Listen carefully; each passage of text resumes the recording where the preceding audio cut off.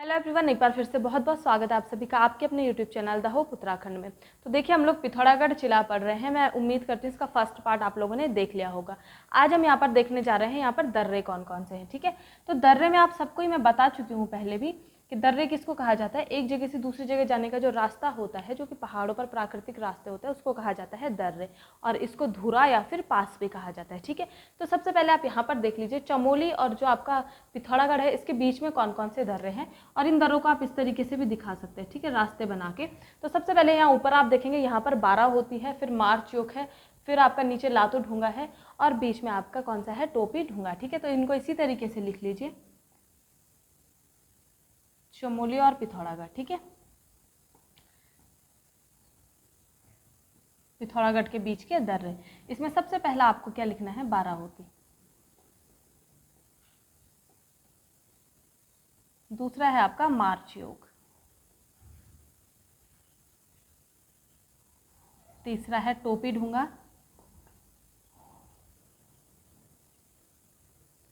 और चौथा है आपका लातू धुरा। ठीक है, तो ये चार आपके किसके हैं, चमोली और पिथौरागढ़ के बीच के ये आपके दर्रे हैं। ठीक है, इसके बाद आपका जो बागेश्वर यहाँ पर पड़ता है, एक दर्रा बागेश्वर और पिथौरागढ़ के बीच भी है, उसको कहा जाता है ट्रेल पास।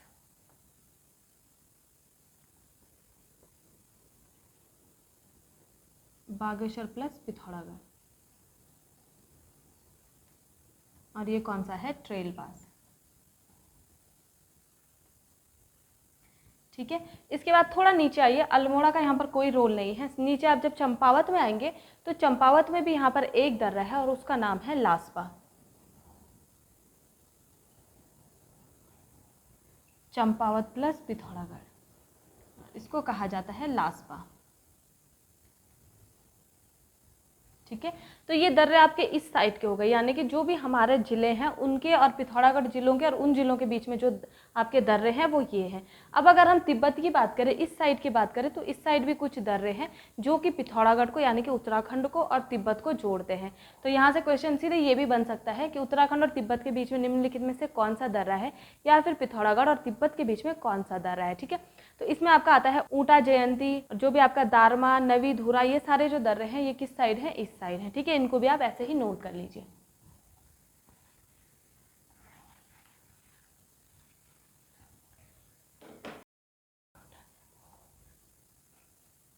ठीक है, अब लिखिए तिब्बत प्लस पिथौरागढ़। ठीक है,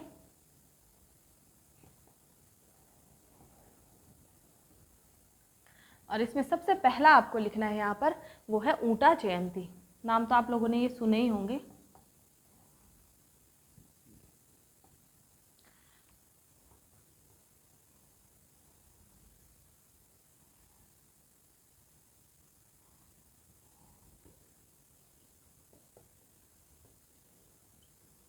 मानसया, लम्फिया,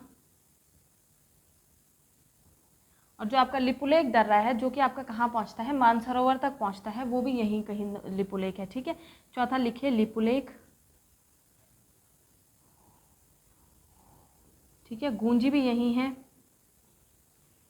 लिपुलेख हो गया, गूंजी हो गया। इसके बाद लवी धुरा। ठीक है, लवी धुरा भी एक दर्रा है जो कि आपका यहीं पर है, लवी धुरा। ठीक है, तो ये दर्रे आपके कहाँ के हो गए, ये हो गए आपके तिब्बत और पिथौरागढ़, यानी कि पिथौरागढ़ यहाँ से, ये दर्रे कुछ इस तरीके से आप दिखा सकते हो। ठीक है, इसी तरीके से ये याद कर लेने हैं।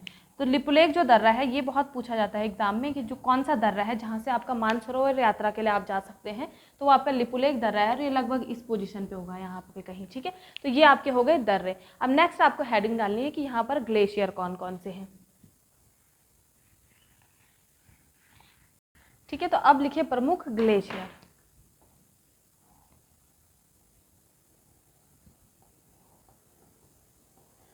और ग्लेशियर में आप देख सकते हैं, मैंने यहाँ पर भी आपको दिखाए थे, मिलम ग्लेशियर आपका, रामल है आपका, नामिक ग्लेशियर है। ये सारे ग्लेशियर आपके कहाँ पर पड़ते हैं, पिथौरागढ़ में पड़ते हैं। तो सबसे पहला आपको लिखना है मिलम,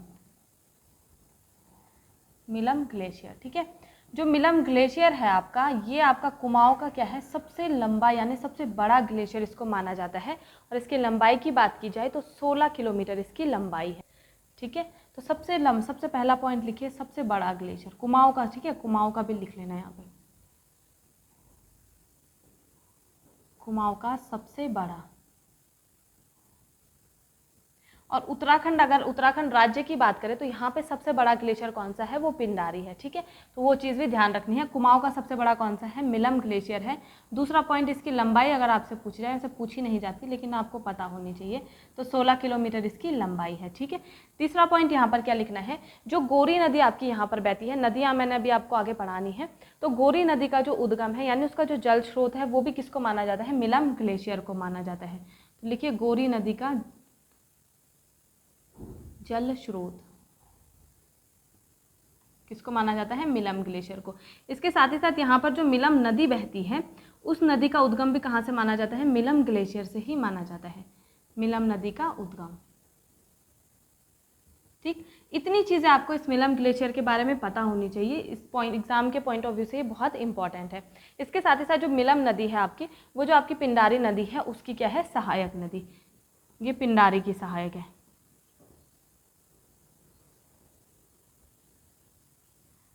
ठीक है, तो इतने पॉइंट्स आपको मिलम ग्लेशियर के बारे में पता होना चाहिए। और इसकी स्थिति देखोगे तो यहाँ पे आपका मिलम है, काफ़ी ऊपर की साइड, ठीक है, ऊंचाई पे, जहाँ पर आपकी क्या होती है, बर्फ लगभग पड़ी रहती है, ठीक है।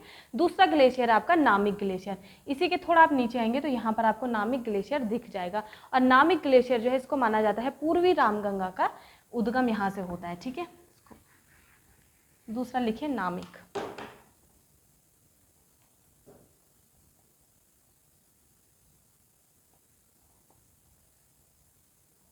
तो जो पूर्वी रामगंगा है, इस चीज़ का ध्यान देना है, पूर्वी बोल रही हूँ मैं, ठीक है, पूर्वी रामगंगा का उद्गम ये माना जाता है,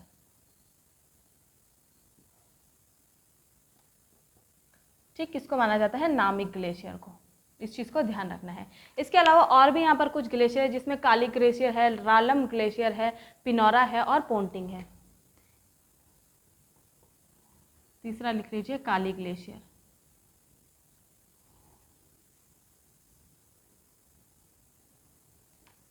रालम, पोंटिंग, ठीक है। नामिक हो गया, काली, रालम, पोंटिंग और एक ग्लेशियर का नाम है पिनौरा, छठवां लिख लीजिए पिनौरा, ठीक है। तो टोटल कितने यहाँ पर ग्लेशियर है, सातवां मिलम में जो ऊपर पढ़ा चुकी हूँ वो भी आपका यहीं पर है। तो इतने यहाँ पर ग्लेशियर हैं, इनका आपको नाम पता होना चाहिए, ठीक है, क्योंकि एग्जाम में सीधा पूछ लेता है कि कौन सा ग्लेशियर किस जिले में है। तो ये सारे ग्लेशियर आपके पिथौरागढ़ में पड़ते हैं, ठीक है। इसके बाद यहाँ पर कुछ कुंड हैं, जैसे कि मैं आपको बता चुकी हूँ, मैसर कुंड था, तो कुछ कुंड के आपको नाम यहाँ पे पता होने चाहिए, वो भी आप लिख लीजिए। सबसे पहले सूर्य कुंड की बात करते हैं, ठीक है, पिथौरागढ़ जिले के कुंड, इसमें सबसे पहला आप लिखिए सूर्य कुंड। और ये जितने भी कुंड हैं सारे ठंडे पानी के कुंड हैं, ठीक है, ये भी आपका सूर्य कुंड जो है ये भी ठंडे पानी का ही कुंड है। दूसरा कुंड आपका यहाँ पर आता है वो है मैसर कुंड, उसके बाद है भामरी कुंड,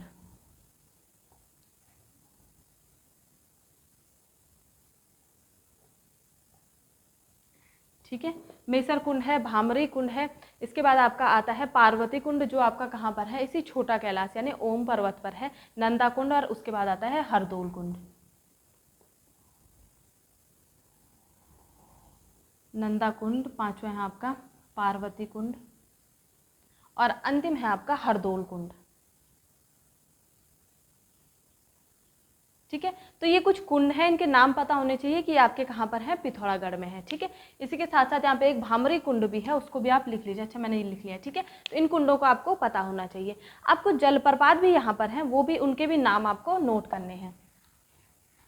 और जलप्रपात में सबसे पहला जो जलप्रपात था वो मैंने आपको पहले भी बताया है, वो कौन सा था, बिरथी वाटरफॉल, ठीक है। तो ये भी आपको यहाँ पर लिख लेने हैं। इसमें सबसे पहला है आपका बिरथी वाटरफॉल,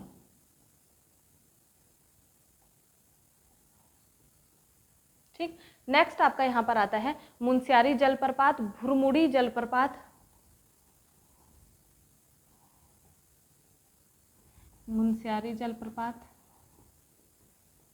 भुरमुड़ी,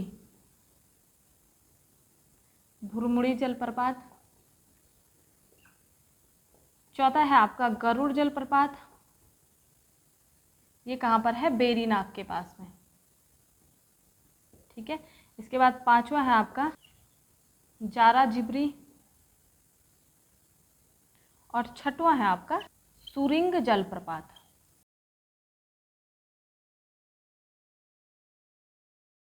ठीक है, ये क्या है, जारा जेबली।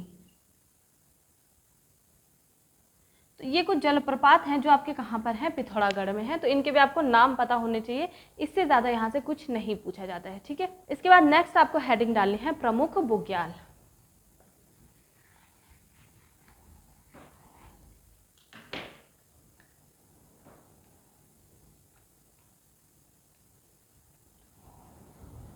ठीक है, अब बुग्याल आपके कहाँ पर होंगे, ऊंचाई पे ही ये होते हैं। लगभग आप लगा लीजिए 3600 मीटर से ऊपर की, जहाँ पर काफ़ी ऊंचाई होती है, बर्फ़ हमेशा पड़ी रहती है। तो लगभग आपके जो ग्लेशियर हैं, इन्हीं के आसपास आपके क्या होंगे, बुग्याल होंगे। तो सबसे पहला बुग्याल है पिंडारी बुग्याल जो है, दूसरा है नामिक बुग्याल, तीसरा है जोहार क्षेत्र का जो बुग्याल है, और चौथा आपका है खलिया। ठीक है, तो सबसे पहला आप लिखिए पिंडारी बुग्याल, दूसरा है नामिक बुग्याल,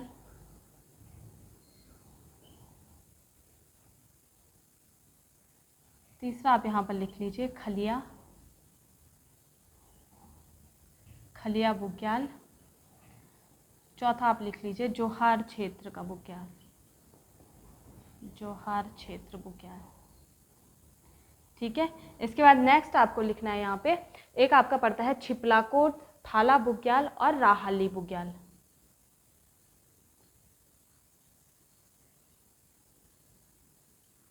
छिपलाकोट, थाला बुग्याल और राहाली कोट,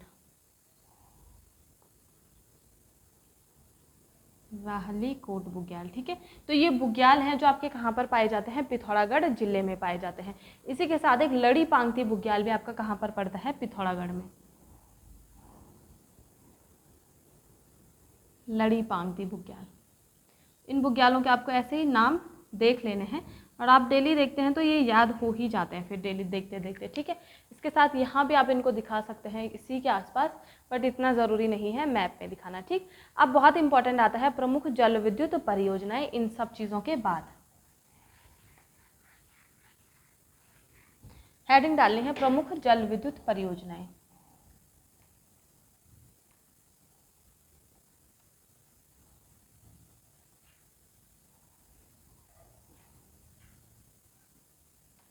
और इसमें सबसे पहले आपको परियोजना लिखनी है धौलीगंगा जल विद्युत परियोजना। ठीक है, तो धौलीगंगा जल विद्युत परियोजना किस नदी पर है, अगर ये पूछा जाता है तो ये है आपकी पूर्वी रामगंगा पर।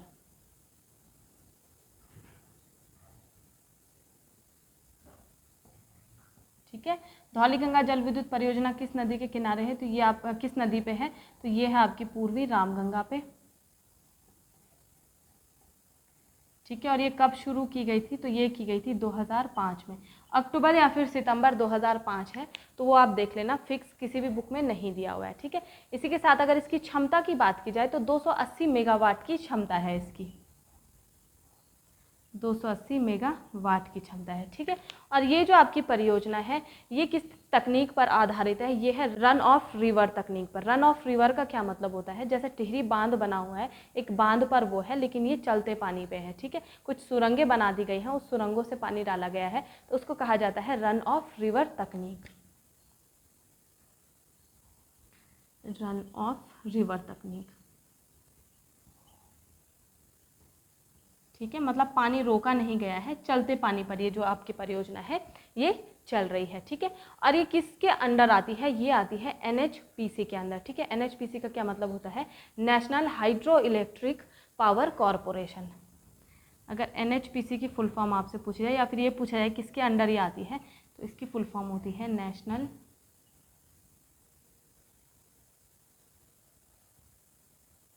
Hydro electric power corporation. ठीक है। तो NHPC के अंतर्गत आपकी जो धौलीगंगा जल विद्युत परियोजना है ये आती है। ठीक है। तो अगर आपसे पूछा जाए कि कुमाऊं की जो यानी उत्तराखंड में या फिर कुमाऊं की आपसे पूछ लिया जाए में भूमिगत सुरंग की सबसे पहली परियोजना कौन सी है, तो भूमिगत सुरंग कौन सी है, यही है आपकी धौलीगंगा जल विद्युत परियोजना। ठीक है। तो भूमि के अंदर से सुरंगें बनाई गई हैं, वहीं से पानी निकाला गया है। और ये क्यों निकाला गया है, क्योंकि बहुत बार क्या होता है, बाढ़ आने का या फिर कोई इस तरीके का चांस नहीं रहता, उससे अगर निकासी चाहिए होगी तो वहाँ से आराम से पानी निकल जाता है। ठीक, उसी से आपकी क्या बन रही है, यहाँ पर बिजली बन रही है। तो ये बहुत इंपॉर्टेंट है, एग्जाम्स में यहाँ से पूछा भी जाता है। ठीक है। इसके बाद कुछ अन्य परियोजनाएं हैं, उनके आप लोग नाम लिख लीजिए, जिसमें आती है किरमोली परियोजना और रुसिया बगड़ परियोजना। थोड़ा सा इनके नाम अटपटे हैं, लेकिन आप लिख लीजिए।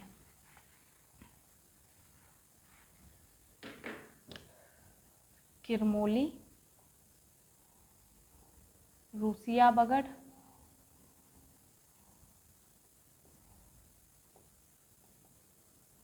ठीक है। और जो ये आपकी किरमोली परियोजना है ये किस नदी पर पूछता है, तो ये आपकी है गौरी गंगा नदी पे। ठीक है। और जो आपकी रूसिया बगड़ भी बताई है मैंने, ये भी किस पे है, गौरी गंगा पे। ठीक है, ये भी गौरी गंगा पे है। ठीक है। तीसरी परियोजना यहाँ पर आपको लिखनी है, वो है मोती घाट और जिम्माबागढ़।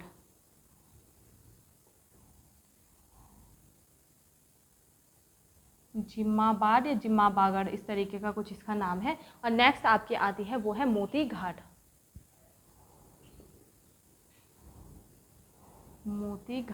ठीक है। तो ये कुछ परियोजनाएं हैं। इसके साथ ही साथ एक इम्पॉर्टेंट आपको लिखनी हो सकता है, उसको पूछा जाए, वो है गब्यार्क। ठीक है। इसका नाम याद रखना है, इसका नाम है गब्यार्क।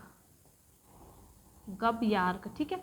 तो इस चीज़ को ध्यान रखना, गब्यार्क हो सकता है आपसे पूछ ले, तो ये कहाँ पर है, पिथौरागढ़ में है और ये महानदी पर है, महानदी पर। ठीक है। इसके बाद नेक्स्ट आप लिखिए चुंगरचल जो परियोजना चल रही है ये आपकी किस नदी पे चल रहा है, अगर ये पूछता है तो ये भी काली नदी पर चल रही है, चुंगरचल। ठीक है, ये काली नदी पर। ठीक है। और अंतिम आपको यहाँ पर लिखनी है सोबला परियोजना किस पर है, सोबला नदी पर ही है, सोबला परियोजना। ठीक है, सोबला नदी है, कोई नदी क्या है, छोटी मोटी जैसे गार्ड होती हैं उसी तरीके की है, तो उस पर छोटी मोटी परियोजनाएं चल रही हैं, ये उनके ही नाम है। ठीक है, सिर्फ नाम आपको याद होने चाहिए।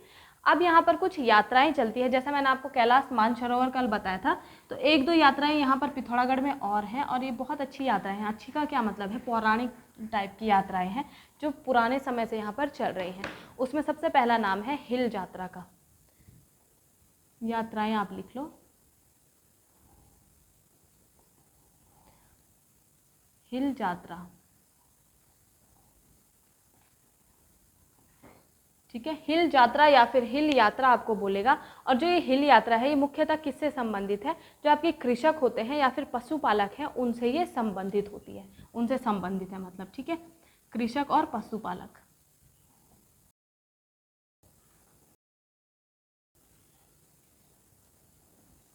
पशुपालकों से संबंधित। ठीक है। दूसरा पॉइंट आपको यहाँ पर क्या लिखना है, जो हिल यात्रा का मतलब क्या होता है, यानी इसका अर्थ क्या है। तो हिल का यहाँ पर अर्थ है ये एक जो दलदली भूमि होती है उससे इसका मतलब लिया गया है, या फिर आप इसको एक तरीके का जो मिट्टी का कीचड़ होता है उस तरीके से आप इसको ले सकते हैं। और यात्रा का मतलब है यात्रा। हिल का अगर मतलब पूछे तो दलदली मिट्टी आप बोल सकते हैं, दलदली, या फिर जो आपका कीचड़ टाइप की मिट्टी होती है। ठीक है, और यात्रा का मतलब है यात्रा। ठीक, तो ये चीज़ को भी आपको यहाँ पर ध्यान देना है। अब जो ये यात्रा है ये पिथौरागढ़ के गांव के एरिया में लगती है, और ये कब लगती है, जब वर्षा ऋतु के बाद आपकी जब धान की रुआई होती है। और आप सबको अगर पता होगा कि धान की रुआई के पहले क्या किया जाता है, वहाँ पर बहुत सारा पानी भर दिया जाता है और वो जो मिट्टी होती है उसको काफ़ी दलदली बनाया जाता है। ठीक है, तो उसी तरीके से इसको मनाया भी जाता है। उसकी रुपाई होने के बाद आपका ये त्यौहार वहाँ पर मनाया जाता है। ठीक है, तो ये एक परंपरागत त्यौहार है जो कि कहाँ से लिया गया, अगर ये पूछता है तो ये नेपाल से आपका लिया गया है। और नेपाल में इसका नाम क्या था, इंदर यात्रा, नेपाल से लिया गया है। ठीक है,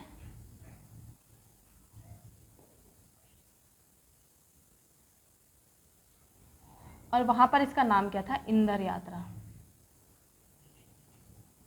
सुंदर यात्रा। अब इसको अगर आप देखेंगे यूट्यूब पे आप सर्च करेंगे तो बहुत अच्छा वहाँ पर दिखाया गया होगा। इसमें क्या होता है, मुखौटा पहनकर जो लोग हैं वो वहाँ पर प्रदर्शन करते हैं, ठीक है, और उनका पूरा गेटअप इसी तरीके का रहता है, यहाँ तक कि बॉडी पे उनके कलर भी कर दिया जाता है, ठीक है। तो कुछ ब्लू कलर या फिर ब्लैक कलर और गोल्डन कलर इस तरीके के लोग रहते हैं, मुखौटे बने होते हैं अलग अलग जानवरों के मुखौटे, ठीक है। तो इसमें एक नृत्य किया जाता है, उसको कहा जाता है स्वांग नृत्य, ठीक है। और यहाँ पर जो मुख्य जो आपका कलाकार होता है उसको कहा जाता है लखिया भूत।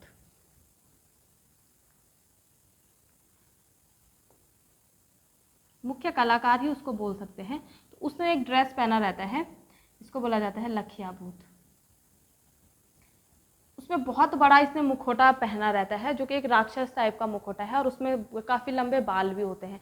तो ये क्या होता है, जो दो लोग हैं, आप देखना इसको यूट्यूब पे, मैंने देखा था और बहुत अच्छे से उन्होंने इसको डिस्क्राइब किया। इसको पीछे से पकड़ के भी रखते हैं और ये ना नाचता रहता है वहाँ पे, ठीक है। साथ ही साथ कुछ जागर भी लगाते हैं ये लोग यहाँ पे। तो इतना आपको नहीं देखना, इतनी चीज़ें इसके बारे में पता होना चाहिए, ठीक है। एक तो इसका मुख्य कलाकार कौन सा है, लखिया भूत उसको कहा जाता है। साथ ही साथ स्वांग नृत्य ये लोग करते हैं।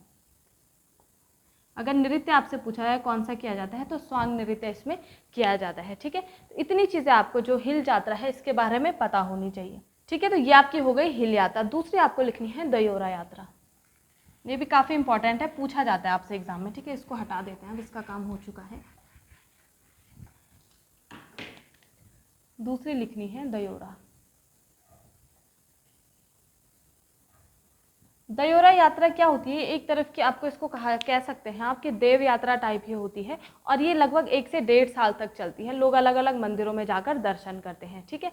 और इन दर्शनों को किस तरीके से करते हैं, नंगे पैर इन दर्शनों को किया जाता है। इसको कहा जाता है आपकी दयोरा यात्रा, ठीक। सबसे पहले लिख लीजिए 1 से 1.5 वर्ष की यात्रा,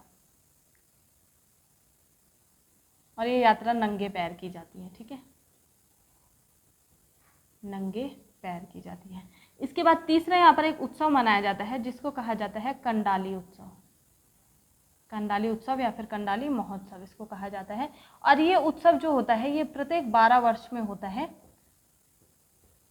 ठीक है। 12 वर्ष के अंतराल में, ये मतलब पूरे 12 वर्ष हो जाएंगे उसके बाद ये होगा। और ये उत्सव मुख्यतः किस जनजाति के लोग मनाते हैं, भोटिया जनजाति के, भोटिया जनजाति के लोग, ठीक है। तो ये प्रमुख यात्रा और उत्सव थे जो यहाँ पर मनाए जाते हैं आपके पिथौरागढ़ में। अब आपको यहाँ पर कुछ मेले लिखने हैं और जिसमें सबसे पहला है हाटकेश्वर का मेला।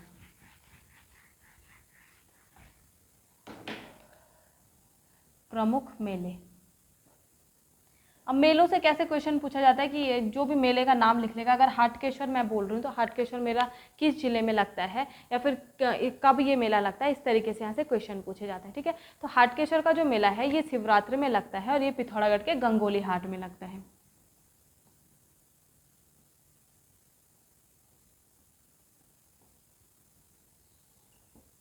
शिवरात्रि पे गंगोली हाट पिथौरागढ़, ठीक है। दूसरा मेला आपको यहाँ पर नोट करना है, उसका नाम है थल मेला। आप लोगों ने सुना होगा। और ये जो थल मेला है ये बैसाखी के दिन लगता है और 13 अप्रैल को, ठीक है। बैसाखी का दिन कब होता है, 13 अप्रैल को लगता है ये मेला। और लगभग इसको एक व्यापारिक मेला भी माना जाता है, ठीक है। तो थल मेला में आपको लिखना है कब ये मेला लगता है, ये लगता है आपका बैसाखी के दिन, यानी 13 अप्रैल से शुरू हो जाता है और वही 5-7 दिन का ये मेला रहता है आपका। 20-22 तारीख तक ये खत्म हो जाता है, ठीक है। बैसाखी के दिन ये मेला लगता है और इस मेले में आपका क्या होता है, एक व्यापारिक टाइप का ये मेला लगता था। और इसकी शुरुआत अगर पूछी जाए तो 13 अप्रैल 1940 से इसकी शुरुआत की गई थी। 13 अप्रैल 1940 से, ठीक है। और ये क्या है, व्यापारिक मेला है। व्यापारिक मेला होने का क्या मतलब है, आप लोगों को पता है कि जैसे मुंशियारी वगैरह के इलाके में क्या है, पारंपरिक वस्त्र वगैरह या फिर चटाई वगैरह का काम ये लोग करते हैं, तो अपने हाथों से बनाई हुई चीज़ों को। अब यहाँ पर तिब्बत इसी साइड है तो तिब्बत से क्या कुछ लोग भोटिया लोग आकर अपना व्यापार करेंगे, साथ ही साथ जो पिथौरागढ़ के लोग हैं ये भी अपना सामान लेकर जाएंगे। तो इस तरीके से कुछ व्यापार हुआ करता था, ठीक है।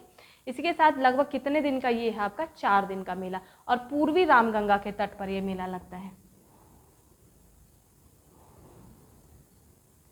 पूर्वी रामगंगा के तट पर। ठीक है। तो अब जो ये मेला है 4 दिन का हो गया है, लेकिन पहले ये मेला लगभग 20 दिन का हुआ करता था। ठीक है, लेकिन अभी कितने दिन का हो गया है? 4 दिन का। तो इतनी बातें जो थल मेला है इसके बारे में आपको पता होनी चाहिए। ठीक है, नेक्स्ट आपका मेला लगता है, उसका नाम है गंगावली मेला। इसका नाम आप लिख लीजिए। ये भी कहाँ लगता है? पिथौरागढ़ में। ठीक है, गंगावली पूछता है तो ये भी कहाँ है? पिथौरागढ़ में ये मेला लगता है। ठीक है, इसके बाद नेक्स्ट आपको नोट करना है वो है मोस्ट मानो का मेला। और मोस्ट मानो मंदिर का है पिथौरागढ़ में, आप सबको पता है। तो मोस्ट मानो मेला अगर पूछेगा कहाँ लगता है तो ये भी आपका कहाँ लगेगा? पिथौरागढ़ में ही लगेगा। और ये मेला लगता है 16 सितंबर को। मोस्ट मानो का मेला 16 सितंबर को लगता है पिथौरागढ़ में। ठीक है, इतना पता होना चाहिए, बस बहुत ज़्यादा इनके बारे में नहीं देखना। ठीक, इसके बाद नेक्स्ट आपको हेडिंग डालनी है कौन कौन से यहाँ पर प्रमुख मंदिर हैं। और सबसे पहला आपका है महाकाली का मंदिर। ठीक है, मेले ऐसे ही नोट कर लेना इनको। अब लिख लीजिए मंदिर।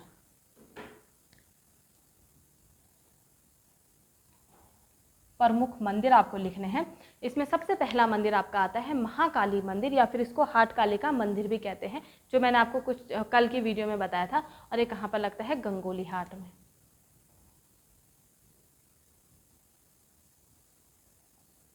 महाकाली या फिर इसको हाट काली भी बोलते हैं। हाट काली का मंदिर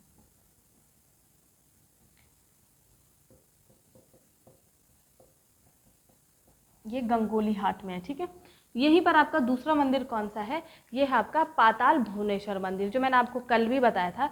क्या है? प्राकृतिक गुफा है यहाँ पर। ठीक है, तो दूसरा मंदिर आपको लिखना है पाताल भुवनेश्वर।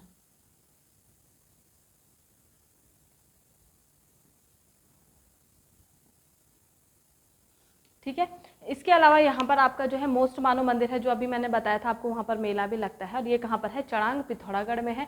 कामाख्या देवी का मंदिर यहाँ पर है। उल्का देवी का मंदिर यहाँ पर है। लिख लीजिए मोस्ट मानो कामाख्या देवी,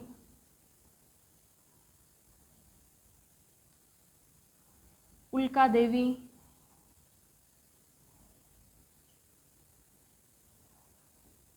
इनको इसी तरीके से लिख लेना, आराम से आप पढ़ेंगे तो याद हो जाएंगे। ठीक है, इसके अलावा यहाँ पर एक ध्वज या फिर इसको जयंती मंदिर भी कहा जाता है। अर्जुनेश्वर का मंदिर भी है।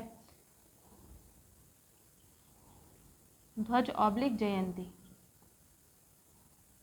मंदिर। ठीक है, अर्जुनेश्वर मंदिर।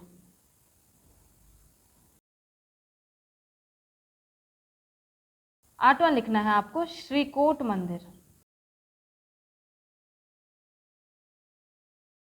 ठीक है, यहाँ पर लिख लीजिए। नौवां लिखना है थल केदार।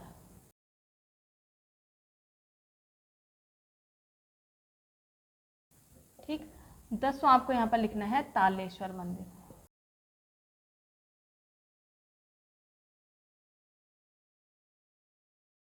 ठीक है, नेक्स्ट है आपका नाहर देवी मंदिर।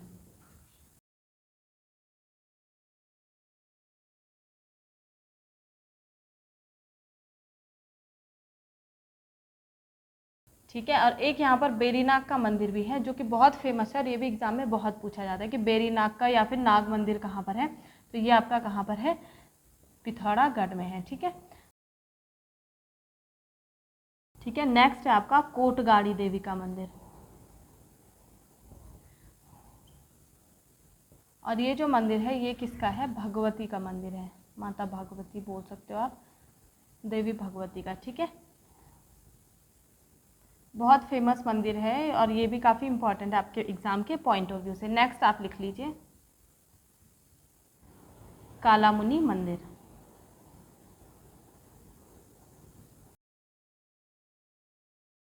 ठीक है, तो ये आपके प्रमुख मंदिर हैं जो आपके पिथौरागढ़ जिले में थे। तो लगभग हम लगा लीजिए दर्रे हमने कवर कर लिए हैं, जो भी ग्लेशियर हैं वो हमने यहाँ पर कवर कर लिए हैं। इसी के साथ आज की वीडियो में यहाँ पर समाप्त करती हूँ। अब आपका एक और इसका टॉपिक आएगा जो कल मैं लेकर आ जाऊँगी। इसमें आपके नदी तंत्र रहेगा और साथ ही साथ इसके यहाँ पर जो विवाद चल रहा था भारत और नेपाल का। ठीक है, आप लोगों को वीडियो तो पसंद आ रही है, लेकिन आपको इसको क्या करना है? अपने दोस्तों के साथ शेयर ज़रूर करना है। ठीक, साथ ही साथ वीडियोज़ को लाइक ज़रूर करना। मिलते हैं नेक्स्ट वीडियो में। धन्यवाद।